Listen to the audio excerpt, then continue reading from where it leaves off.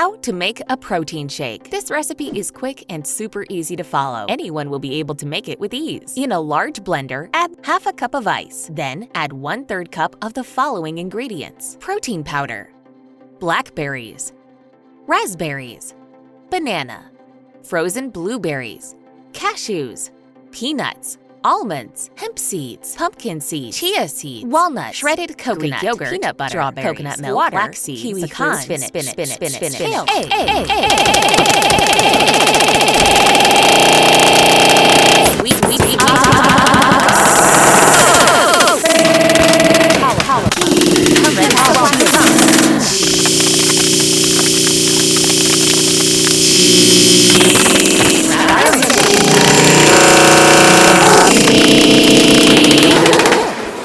After you have put all the ingredients in the blender, it's time to mix it all up.